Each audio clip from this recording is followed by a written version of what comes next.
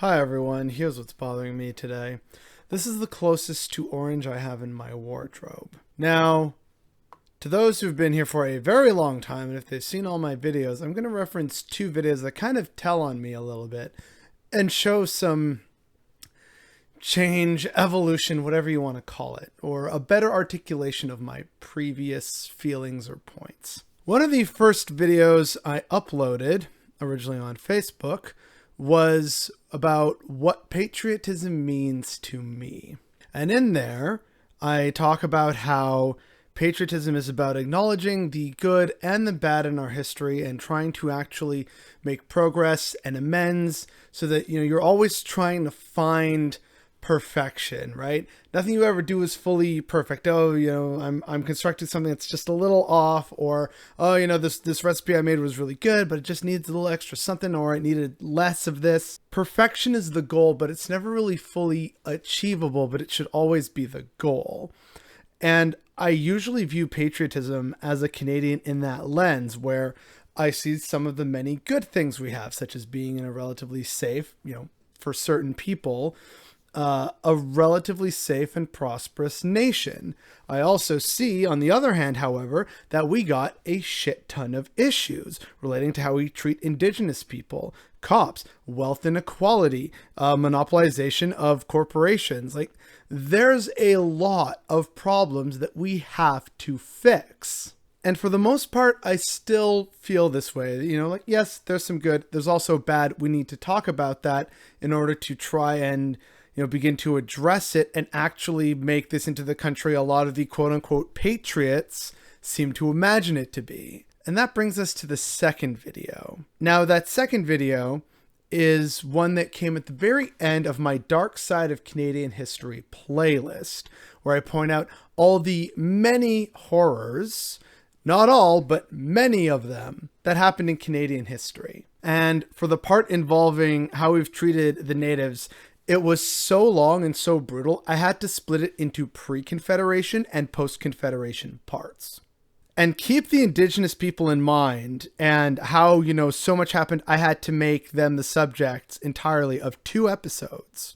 But at the end, I made a point that is once again proving to be correct, which is that a lot of people, when confronted with these terrible aspects of their history, want to retrench, and they just see it as an attack. And we're seeing that right now in the wake of, again, as of recording, a 6th church, the 5th Catholic one, being burnt to a crisp by arsonists. So why are they burning Catholic churches? Well, as I've touched upon in several previous videos, it has to do with the church not making amends for the crimes of genocide committed against the Indigenous people of this land.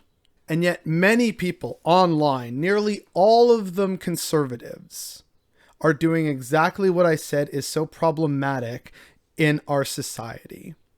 They're not looking at the bigger picture. Instead, it's just about self-victimization. And, I'm not a fan of arson. I don't like seeing beautiful old buildings destroyed. But again, let's look at the context here. A lot of these people saying, if this was happening to a synagogue or a mosque, Justin Trudeau, and Jagmeet Singh, they would be all over it. They'd be trying to put the fire out by hand. They'd immediately issue condemnation. Good, honest Christians are being attacked in this country, and only one leader, Aaron O'Toole, is brave enough to say anything. Pause. The reason why Catholic churches are being targeted is because of the more than a century of abuse at the hands of the Catholic Church. Well-documented abuse by pastors and nuns and priests as they systematically aided the Canadian government in the wholesale genocide and the cultural eradication of hundreds of different tribes and people. That is the crucial context missing from that part of the argument about, church is burning down to the ground. And yeah, a lot of the natives on these bans have also said, look, we don't condone arson, let us figure out how we want to deal with these churches, whether they were used or not. At least one of them was abandoned and was burned as a symbol. That is, again, for the natives to decide, but they were given no decision-making part in the residential school system. And this is, again, not an old memory, and the brutality is fresh in the minds of people who are my age or older. This is not ancient history. It is living history for countless indigenous communities. So yeah, I get the anger, whether the people burning down these churches are indigenous or not. I understand that anger, especially when you realize that the Catholic Church isn't actually issuing apologies. They're delaying records, if not outright, potentially burning them and destroying them. They haven't been honest and upfront. And when pressured, again, we see this sort of self-victimization, like that Mississauga preacher that I mentioned in another video, who was rightfully dragged for his comments about the good done at indigenous schools. And then another video I made, in fact, I think it was yesterday, about how the Catholic Church managed to raise, over a multi-year fundraising campaign, they managed to raise nearly $29 million for a new church in suburban Saskatoon with solar-powered windows and, a huge 53-meter steel cross, and it's a state-of-the-art modern facility. They managed to fundraise for that, but they couldn't fundraise $25 million for Indigenous survivors of the residential school program.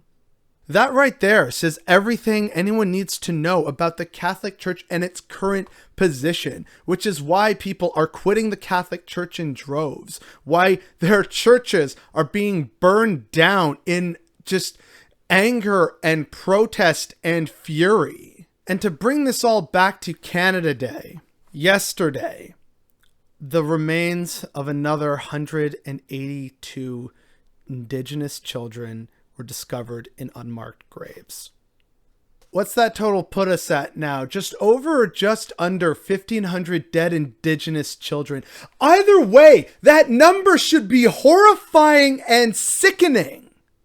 How do you have the audacity to feel comfortable celebrating 6 feet above a mass graveyard?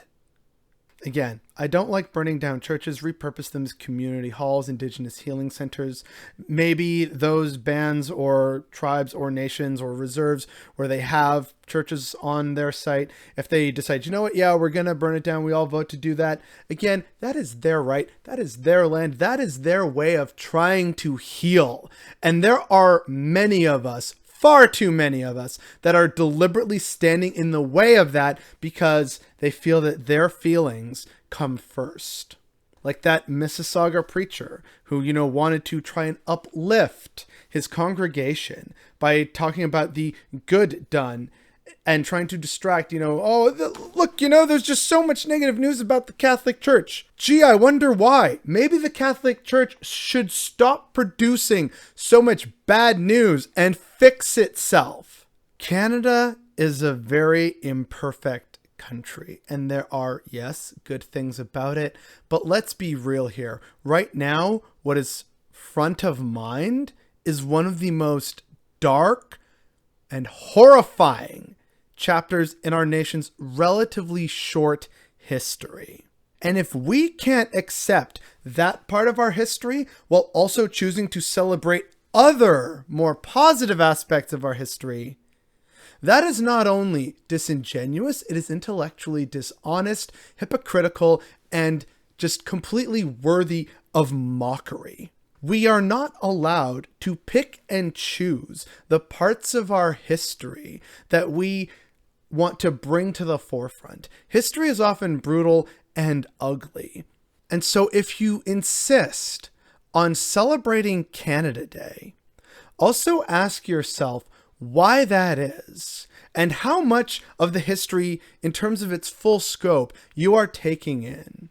Are you only taking in the parts about well, you know, look, John A. MacDonald, and he got the ball rolling on Canada, and then there was all this industrialization, and then we had World War I, where we came together as a nation, and then, oh, there was the Depression, and that sucked, but it was the start of social programs, and the CBC, and then we had World War II, and, you know, we kicked ass, and we liberated the Netherlands. We can't possibly be the bad guy, right? And we will conveniently leave out Orange Order terrorism. We will leave out the fact that nearly half of the people at the conferences to get Canada started were against the project because they wanted to be a maritime union in the first place. We ignore the fact that we participated in the Boer War, which was full of war crimes. And again, in World War I, we didn't really have a choice because we were still a subservient part of the British Empire. And oh, right, yeah, that kind of is a part that we never talk about, how Canada is just yet another arm for the British Empire in Canada, which is why the only times we've ever given a crap about the natives